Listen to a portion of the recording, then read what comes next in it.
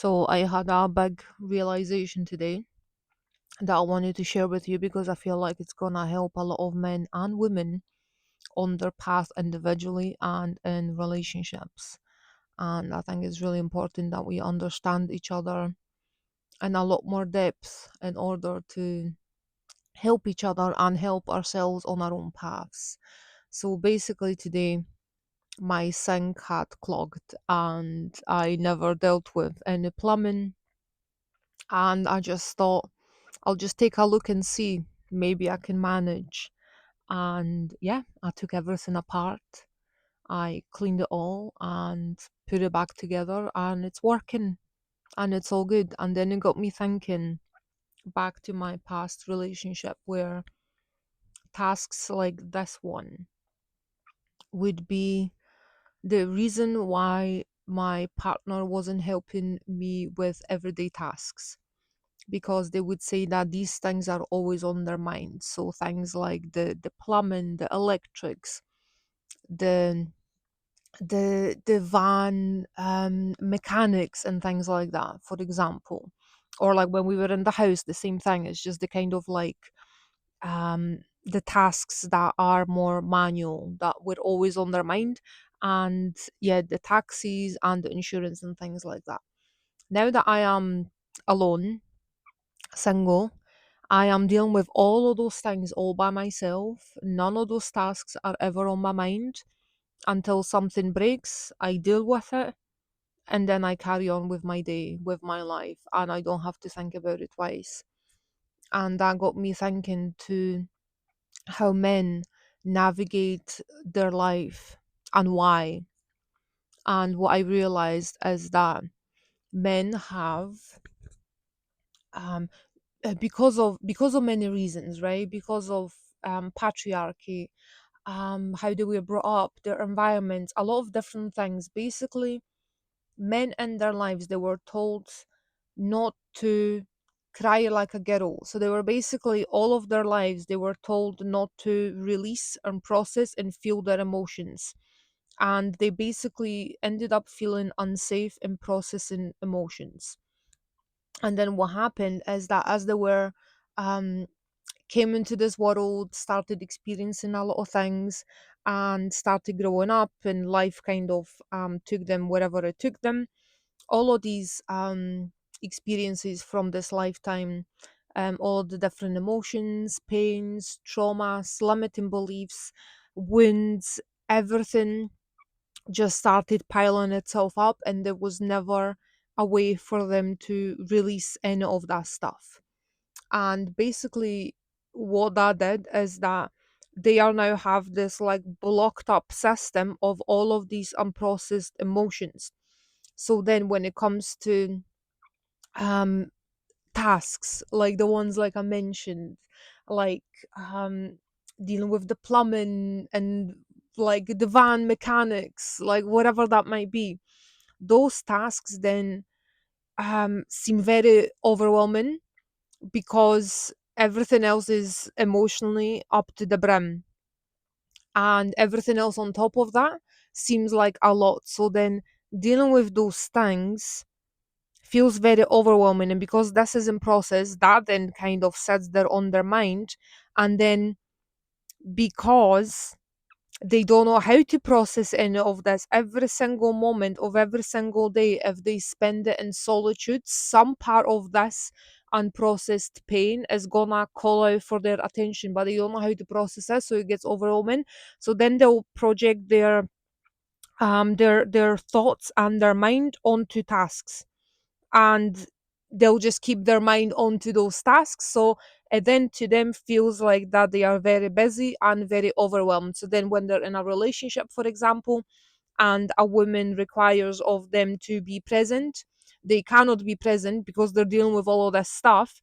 So then she feels hurt and unseen and emotionally neglected. So then she then expresses that to them, that this is hurting them, the woman. And then the man will take that as an attack of them not doing enough, of them not being enough. They're basically, the whole persona feels attacked. Meanwhile, they're like, you just don't know what I'm dealing with. It's all this stuff. But at the same time, the woman can see all of that stuff and she can then actually help them out of that stuff. But they don't really know that. They don't know how to be safe. They don't know how to be vulnerable. They don't feel safe in being vulnerable either. The idea of facing any of that pain is scary to them because they've never done it before as well. And it's not an easy journey either. Um, but it's like once you're on it, once you face some of that stuff, you actually realize like, oh, that was simple. Why was I running away from that for so long? So then you kind of like end up facing more and more things to transmute and to basically heal them. So then that kind of happens in these relationships. So then the woman feels unseen while the man feels attacked, but she's not attacking them. She's just like, hey, this is what I need. I just need a safe space for my emotions to exist, because a woman and her feminine, she basically allows her emotions to be processed, but she also, when she's tapped into her gifts and things like that as well, she can allow the emotions of the relationships to flow through her, of the collective to flow through her, whatever that might be. She is always in flow and she always allows those things to flow through her. And she sometimes just wants to be held and supported by the masculine, and all of that pain that she's processing. She's not asking for them to fix her, she just wants to release it and process it. But then the masculine then jumps into fixing as well, and she then feels more unseen because she's like, I don't need you to fix me because there's nothing wrong with me, I'm just crying. But to them, seeing a woman cry as well, it feels it feels extremely triggering as well, because they hadn't been able to process the emotions. They've grown up being told over and over how processing emotions, how crying is just like a weakness as well, where crying is in fact a strength, a very very deep strength. And men that allow themselves to actually cry and process those things and come back to themselves, like, they are showing so much strength as well. So it takes a lot of strength to face that stuff and to actually sit with whatever's in here. So then when a woman shows herself in her vulnerability, which is just a natural state for a being to be in, the man then feels triggered. She's not there to hurt them. She's just there doing her own, like a function that she's running. She's just processing whatever pain as it comes up. And she just wants to be held and witnessed. But then that gets triggered, their own unprocessed pain. So then they end up trying to fix her or avoid this whole thing altogether. So then they retrieve, then they avoid, and then they feel like that they're not enough, that they're not helpful. All of that then stuff that they've stored comes up as a result of just that dynamic as well.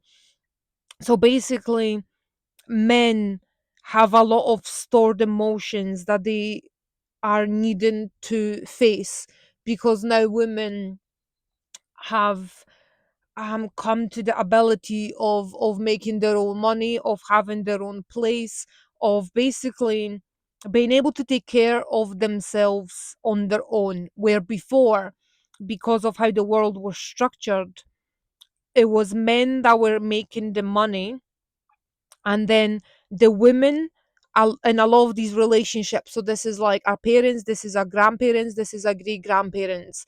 A lot of those relationships to us seemed like maybe they were sweet, that they were with each other for a very long time, and some of them were. But some of them, that women was probably very unhappy and unable to also leave that relationship because she hasn't had the ability to make her own money and take care of herself. So she was, a lot of women back in the day were financially strapped to live in a reality that maybe was emotionally painful to them and not aligned with them, but this is what they kind of had to do. And this is why those relationships, some of them lasted that long as well. So they were kind of not built on the right dynamics. So it was okay at that time for the man to emotionally neglect the women, because there was no repercussions from that dynamic. Um, so now that women have fought for their rights and started making money, they no longer need that from the man. So now they are finding peace on their own, and now men are feeling like they don't know what women want and what to provide for women, since now they have their own money. And basically it comes back to understanding ourselves as souls, as souls, as energy. We are the divine feminine and the divine masculine, both within and without. So that means that while you run both of these energies within you, inside of you, you also have a primary energy when you are then in union with someone else as well. So the divine feminine, she is the one that is pulling all of this energy, all of these ideas, all of these creations from source, and then she's birthing them into the reality. And then the divine masculine, they are then able to take that idea and then make it happen in the 3D, and this is how they work together. And at the same time, the feminine is in the flow, and she is the one that is able to transmute things for the collective, be vulnerable, all that sort of stuff. And then this is where the masculine comes in as the protector as well. And he's able to hold her in her wholeness and just witness her, because that then allows her to pour all of these codes into Gaia as well, into the grids um, of Earth, right? So this is like a whole dynamic. So when we speak of men and the divine masculines as the protectors, it's not necessarily like go and fight that bear for me, go or fight that man for me. It's not that. It's actually being the protector of the sacred, of the divine feminine, because she's a cosmic portal. She's a birther of things from the cosmic realm. So she births things into this world that hadn't yet existed. And this is a lot of ideas, a lot of creations, and in humans as well, right? So she's got that portal as well that can bring another soul into this dimension. So she births a lot of things, and together in that union, this is what they are able to do. They are able to create kingdoms. They are able to create things that just haven't existed before, and they work in this beautiful dynamic together, where she's bringing the what and he's doing the how, and this is how they work together in this beautiful dynamic. And then whenever there's like things that need to be transmuted and within themselves or the relationship, they are then able to work on that together as well, because nobody is then avoiding any of their own internal pain. Nobody then carries any of their internal pain, because they both have done the work as well, and they are able to elevate each other as they walk on their path together in that beautiful union. So this is kind of like where we're going to as a humanity, as a society, where we are no longer bound in our relationships through karmic bonds as well, because a lot of these partnerships as well, they are um done through they birth themselves through karma, basically. So there would be two individuals that have some trauma, and they are then come together because they vibrate at the same level as well. They then come together through that trauma, and they are then, the purpose of that relationship is then to trigger that trauma within each other, find that strength within themselves or one another, and then find what that pain was, what it is that I got triggered, heal that pain, and then they get to go their separate ways. This is basically the purpose of like a karmic relationship, is to trigger a wound within each other that they hold within themselves, heal that pain, or separate, then heal that pain, whichever comes first, doesn't really matter. Sometimes they have one thing to trigger within each other, sometimes they have more, sometimes the journey is short, sometimes it's like however many years, so it doesn't really matter. But this is the purpose of that karmic relationship. And then you've got the soulmate. So the soulmate is when you basically again vibrate at the same level, but then the soulmate relationship is about them coming into a beautiful union and healing together. So whatever is actually getting triggered within that relationship is not as fiery as the karmic one. So whatever gets triggered, then they get to actually heal together. So they understand that they can help each other, that they can grow together, and that they actually want to create things together as well. So they get to go on this beautiful journey together as they grow, as they rise, as they birth new things into existence as well. And again, the soulmate, that can, again, it can be a short journey, it can be a journey for a lifetime as well. And yeah, and again, it operates purely on resonance as well. So we are no longer gonna be operating from the way of just physical attraction or lust or things like that. Like all of that needs to be overcome in our society. Lust especially, this is keeping us stuck at the lower grids. This is keeping us tethered to those false grids. This is why things like corn are free, and it's absolutely destroying relationships, friendships, families. It's hurting a lot of people along the way, and it's been so normalized. And the hookup culture and all these different things as well, all of that stuff kind of plays a part. But it's really important to understand these like soul contracts as well, because then you get to understand why you have certain people in your life as well. And again, there's also twin flames as well. So a lot of people now will have awakened to the this dynamic as well. So this is one where you come with your divine counterpart already. You are part of one soul expressed inside of two bodies. These are very rare. A lot of people online have completely distorted what this actually is. A lot of people are claiming to be in a twin flame union. They are not twin flames, they are soulmates.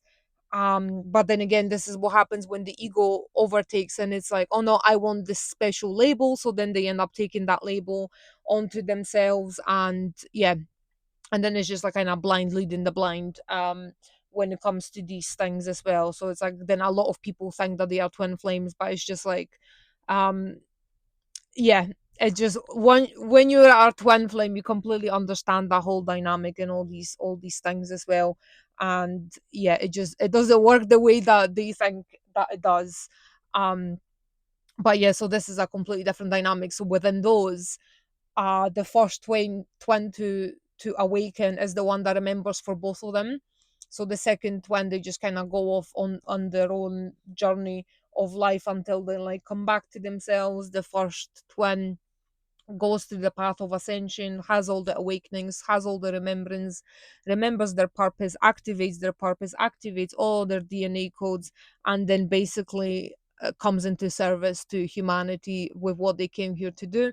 And they use the second twin in order for themselves to get triggered and awakened through that while they come back to themselves. At the same time, at some point the other twin gets also triggered into their awakening, so then they'll go through their own journey of ascension, and then they are able to then come into the union as well. And this path is very challenging as well, because twins are extremely powerful, and they are here for ascension purposes as well. So the like the lower grids and things like that are aware of them and don't want them to come into union, because twins individually are extremely powerful, but when they come together, that just times 100 their power. So they are here to completely dismantle the false grids as well, through their union, through that beautiful unconditional love, through that resonance as well, through all of the things that they had overcome as well. So yeah, but these are like, yeah, there's a lot of things here, but it's so important to understand all of these different layers, because when we look at just our human existence just from the perspective of like the lowest sort of lens of, oh, you said this and I said that, and like then there's a fight, and it's like actually understanding, it's like what's being triggered, why is there a fight, what is our dynamic here, what is this teaching us, why are we here together right now, and where is this going as well. So it's like actually understanding from the soul perspective, from the energetical perspective of what this dynamic even is. So there's a lot of different layers that are important to be taking a look at. Yeah, so this is why the soul and these contracts also have to come in, because you can't have um yeah, you can't just, like, we are stepping away from looking at things just purely from the human lens as well, because we have forgotten the soul, and we are now bringing that soul back. Now we are embodying that soul, and that soul gets to really see this human experience. And basically, as we come back to ourselves as well, we then get to see, as part of our mission, what are the issues and within humanity that we personally came here to overcome ourselves, and then help humanity as well. So part of my journey is also understanding the dynamics of the divine masculines and their own struggles as well. So yeah, so that's been a big part of my journey, and I'm just kind of like piecing a lot of these things together as well to completely understand it all. And this is where that came through as well today with with me working on that sync, and just realizing that it's like the masculines are just really stuck without feeling that safety of where to put that energy. So basically the job of the masculines and of women as well. So the women, they had tried for a very long time as well to help men open up, to help men heal, because they had done the work themselves as well, so they understand how to do all that sort of stuff. So they have like carried that emotional like baggage for men for a very long time as well, but men have never wanted to meet them there because they never felt safe. So this is where the feminines retrieved and came back to themselves, anchored the divine feminine into the grids, and they are now standing tall and just holding that torch. And basically by embodying the divine feminine energy, this is what helps then the divine masculine to awaken as well through the memory of her, because the divine masculine is vastly asleep because they forgot what they are here to protect. So they are the protectors of the feminine, of the beautiful divine feminine energy, the beautiful, strong and powerful divine masculine. So the divine masculine energy is currently still vastly asleep, and it cannot remember itself and why it's here because it cannot see the thing that it's protecting. So this is our job as the divine feminine energy, to anchor that into the grids as well, to be like, hey, this is what you're here to protect. It's the divine, it's this cosmic portal, it's this creation of the universe that you are here to protect. And then this is where that divine masculine energy has the opportunity to awaken, because it's like, hey, I remember this is sacred. I am the sword to the flame. I am the protector of the divine. This is why I'm here. So then their dormant codes get to awaken as well. And for them to have to then go through that journey, this is where they need to take care of their three lower energy centers, because this is where their shame lives. This is where their anger lives. This is where their lust live. And those are the three main things that the masculines, the men of this world currently are dealing with. And again, the divine feminine, the divine masculine, they're purely energies, and they'll live within both of us. um but currently inside of this incarnation, mostly the the main energy of the divine feminine is mostly inside of women, where the divine masculine is mostly inside of men. But it happens switched as well. So just know that as well. It's like I'm just very simplifying all this stuff here as well. So like I'm not gonna get into nuances, but I'm hoping you understand and you can use your own discernment, and yeah, just kind of hear the energy and the things behind what it is that I'm saying, what I'm trying to awaken within you as well. And so yeah, so the divine masculine, so they are stuck in those lower three energy centers, and this is what they need to heal, because for the divine masculine is those three energy centers from the bottom that allow them to tap into the heart, where for the feminine, she works the upper three energy centers, shoots up way into the cosmic realm, and then comes back through the heart as well. So she then has her heart cracked open, and then that's how she like goes into that cosmic realm. So the path of the feminine into the heart is through the upper chakras, the energy centers, and for the divine masculine, the way to the heart is through the lower chakra. So this is dealing with lust, dealing with shame, embarrassment, anger, fear, all those different things. So this is what they have to deal with and transmute and heal. So this is why their energy is just like so like reach the top, because they hadn't been able to transmit any of that stuff, and this is what they need to deal with. This is going back and weaving the timelines where they had been hurt. So basically this is doing a lot of inner child work, and this isn't for you to like go back in time and relive like a pain or a trauma and then just kind of leave it there open. This is like an actual alchemy, actual transmutation work that needs to be done. This isn't like going into talking therapy and talking about your problems. That doesn't work. That's not how you transmit energy. um it hasn't worked for a very long time. It helps some places here and there, it doesn't really matter. But basically what needs to happen is going into a moment in time where that pain was originally created, going to the root cause of that pain, and transmuting that pain, feeling it deeply in the body and allowing it to fully transmute itself.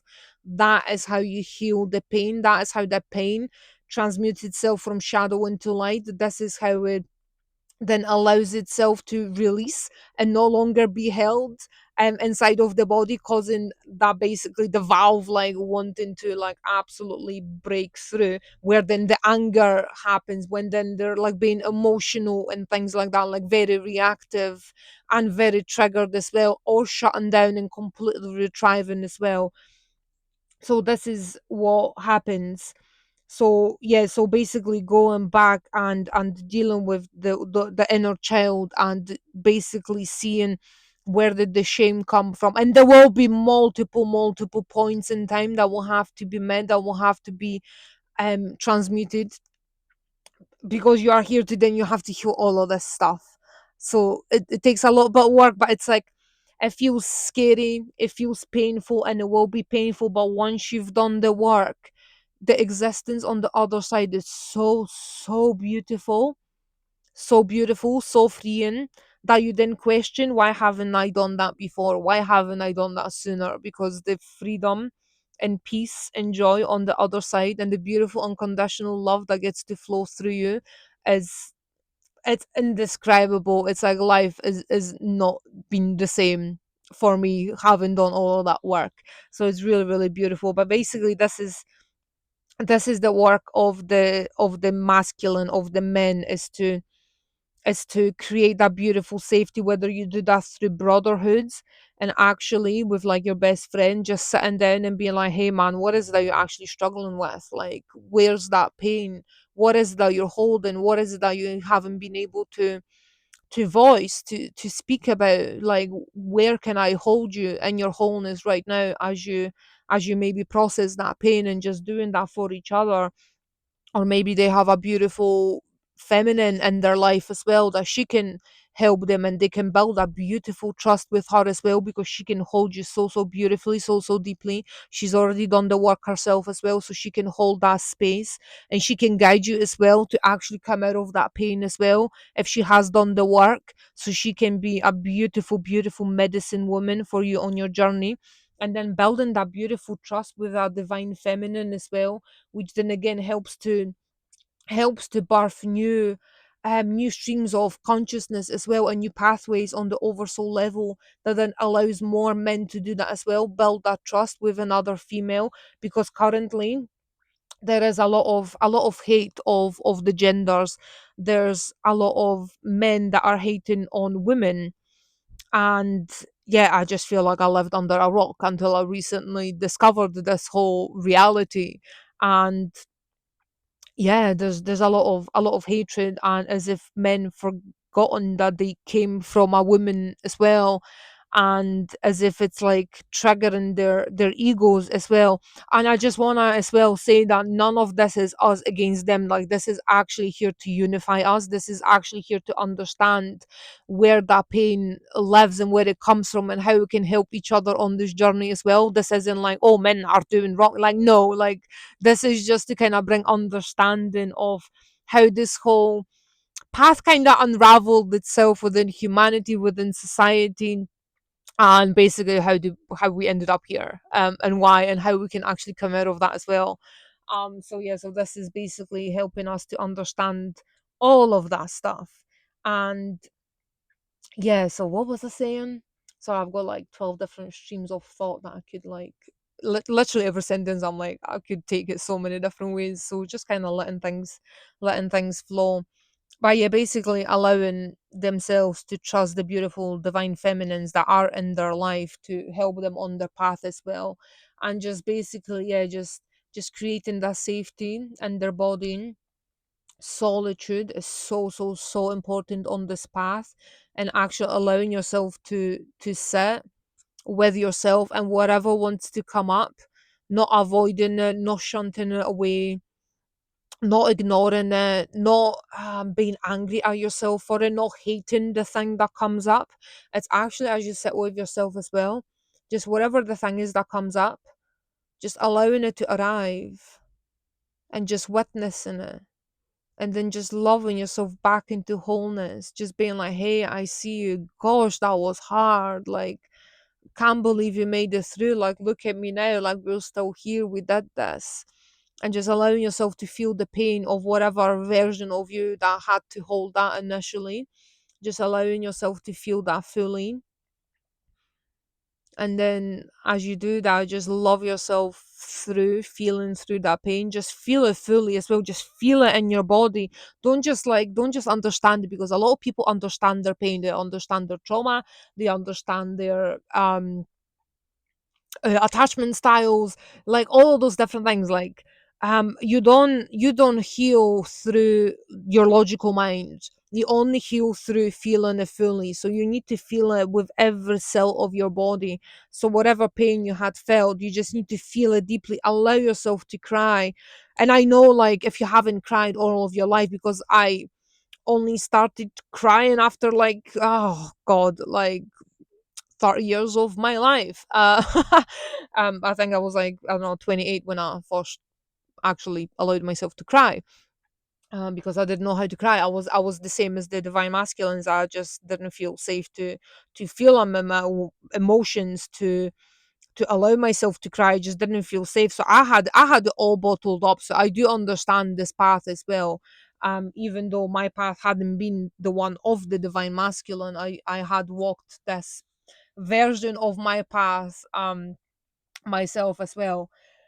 Yeah, it's just the tears might not all come all at once, but it's just like finding that moment in stillness where something wants to come through, and just allowing that to be enough. Just even if you shed a little tear, even if you just kind of feel something deeply within yourself, just allowing that to be enough. But then making it a thing of keep coming back to yourself, keep coming back into that solitude, and just loving yourself wholly and fully as you walk on this journey, because this is the only way for us to transmute all of that pain. And men need to start feeling safe in their bodies, because that then allows them to transmute the pain, that allows them to heal that pain. And then this is when they are able to become present, because none of this old stuff, none of this old trauma, none of this noise, none of this emotional baggage is then holding them hostage. So then they are able to return to the present moment. And when they return to the present moment, this is when they can be present with their divine feminine that's right in front of them.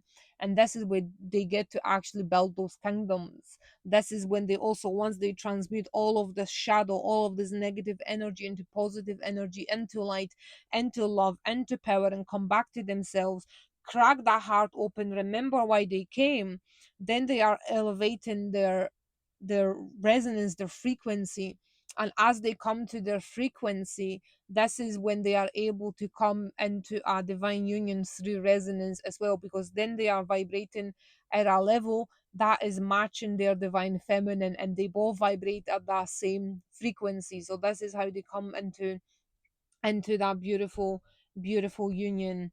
um yeah, so this is basically in a nutshell the kind of work of the divine masculine right now that they are being called to do and face, because you just cannot keep running away from yourself, because that pain, it's got nowhere to go. You can only go within and transmute it from the inside. That's the only way. And the best way of transmuting that pain is not to run away from it, is to go straight through it, straight into that pain, straight into the source, straight into that root, feeling it, loving yourself, transmuting it, and setting yourself free. And then just doing that with every aspect of you that wants to come up. um yeah, and once you do that, once you start doing that work, you actually wonder why you've been running away from yourself for so long, and then you'll start remembering your power as well. And it's beautiful, beautiful power. It's yeah, it's not like a power over anything or anyone. It's a power of like of that beautiful quiet strength that runs within, and it's protective of women and children, and it doesn't operate from lust anymore as well. It doesn't get like activated by everything that walks by. It starts seeing the feminine in a very different way as well, actually loving her and appreciating her. um and then they operate from devotion as well to that feminine, to their counterpart, and they are building everything together as well, which is, yeah, so beautiful. So this is basically where we're going as a society as well. But yeah, there's that version of where certain masculines of men that are still operating from wounds, they are taking young men astray from their heart, their divinity, and themselves, and they're creating a lot of hatred towards women as well. So this is something I recently also like discovered, that this is like a whole thing. People are making like money of other men by making them hate on women and promoting lust as well, which is again keeping them tethered to the lowest grades, because this is why lust is problematic. Like there's a gazillion reasons why it's problematic, but basically what lust does is it keeps you away from your life force energy. Your life force energy is the very thing that when you cultivate enough of it, is able to then rise up your spine, like through the kundalini awakening. It then bursts through all of your energy centers, which is also healing to all of those energy centers. It brings them power, but it bursts through all of them and then shoots up through your crown, cracking that cosmic egg. And this is where that memory can come as well. This is one way of a spiritual awakening to happen as well. So it's like actually cultivating that life force energy, and then you use that life force either for creation, so this is like actually bringing another soul into this world, or you use it for creation of the things of your purpose, so the things that you came here to do, or you use it for expressing joy as well. So this is what that life force energy is, and that life force energy is so powerful. It literally changes the world. It changes the world. This is what's been targeted through the lower grids, through the 3D. This is why all of these things are made free. This is why you've got all the like famous people like half naked and all that sort of stuff. It's like it's just lust has been so normalized. Sex has been so um like basically they took away all the sacredness of all of that and made it so that, oh, there's all this like hookup cultures and all this body count stuff and sleeping around and not thinking anything of it, and also not realizing that we create these um soul threads as well between each other. So when two people come together in this beautiful sacred way, when it's especially when it's not honored, well, people don't even realize it's like you are actually taking on someone else's trauma, taking on their ancestral pain, taking on to their karma. You are then taking onto all of that stuff onto yourself, and then the more people you sleep with, the more you take. So you are then literally attached to all of these people through these invisible threads as well. So then, despite of yourself carrying your own pain, your own trauma, your own karma, your own ancestral pain, you are then carrying all of this stuff from all these other people.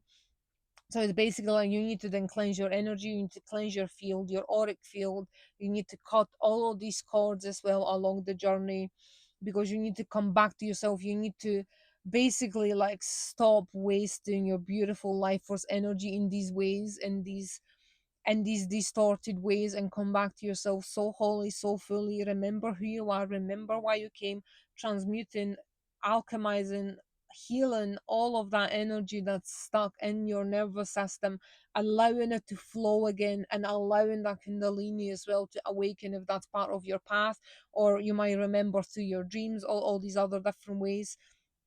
But basically, it's gonna also help you unlock your 12 strand DNA potential as well. So you are currently operating on three strands, but as you awaken, as you come back to yourself, you are actually unlocking more of your strands as well. So this is where your gifts come online. This is where your abilities come online, where you can do a lot of different things as well.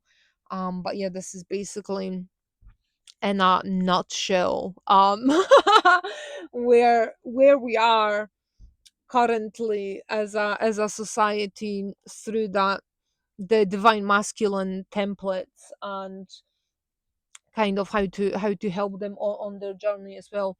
And if you are a feminine as well, and you are in a partnership, in a relationship as well, it's important to realize what kind of contract it is that you are inside of as well. And yeah, it might be asking you to come back to yourself, so you are then here to navigate that however that needs to be navigated. And yeah, if you've been with someone for quite a while and you've been on that healing journey and they're not healing, is then to honor in yourself and your own path and the dynamic as well, and just being like, hey, I see what it is that you've been teaching me throughout this partnership. And then you just kind of have to build that strength as well, and potentially walk your own separate path. If that's for you, you will know deep within your heart which path is yours, whether it's to continue walking with them or not. And yeah, this is kind of where we are at. But yeah, just wanted to share some of this points, parts of the path that I have kind of been piecing together for a while, and hopefully I can help you on your way, on your path. Yeah, I'm sending you loads of love. Mwah.